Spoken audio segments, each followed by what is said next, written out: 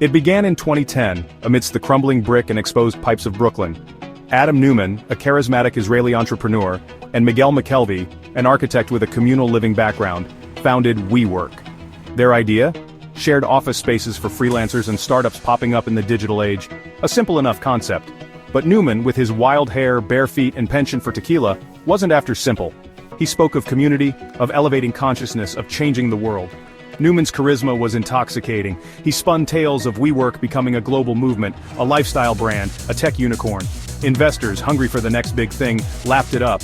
Early funding rounds brought in millions, fueling the company's expansion. New locations sprouted up in trendy neighborhoods, each one more Instagrammable than the last. Free beer flowed from the taps, ping-pong balls echoed in the air. WeWork wasn't just an office, it was an experience, a community, a tribe. But behind the sleek aesthetics and Neumann's grandiose pronouncements, cracks were already beginning to show. Whispers of questionable financial decisions and Neumann's increasingly erratic behavior began to circulate. Employees swept up in the WeWork Kool-Aid either ignored the warning signs or dismissed them as the growing pains of a revolutionary company. After all, they were changing the world. What did a little chaos matter? Neumann, the self-proclaimed messiah of the co-working revolution, cultivated an almost cult-like atmosphere at WeWork. He preached a gospel of community and togetherness, encouraging employees to work long hours and socialize after work. He hosted lavish company retreats with A-list musical guests and motivational speakers. The lines between work and life blurred, and for many employees, WeWork became their entire world. This intense, all-encompassing culture was both alluring and concerning.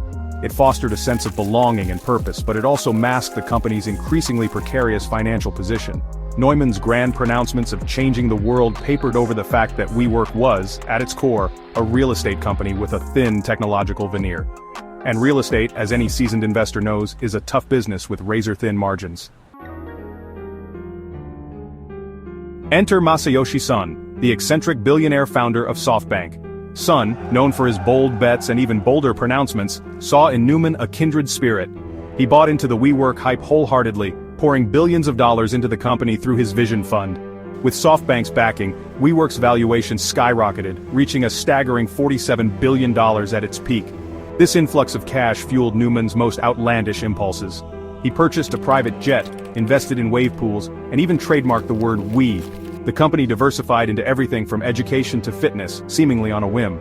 WeWork wasn't just renting desks, it was building a global empire, a WeWork for every aspect of your life.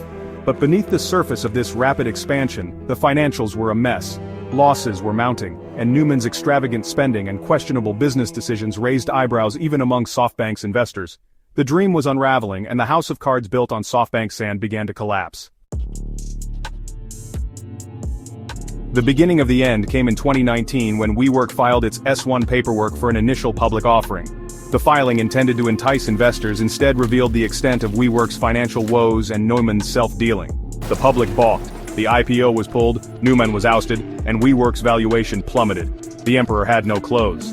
The WeWork saga is a cautionary tale of Silicon Valley excess, fueled by a toxic cocktail of hype, hubris, and easy money. It shows how a charismatic leader unchecked by proper governance and financial oversight can lead a company down a path of self-destruction. It is a stark reminder that even in the age of unicorns and billion-dollar valuations, fundamentals still matter. And it is a story that unfortunately is likely to repeat itself.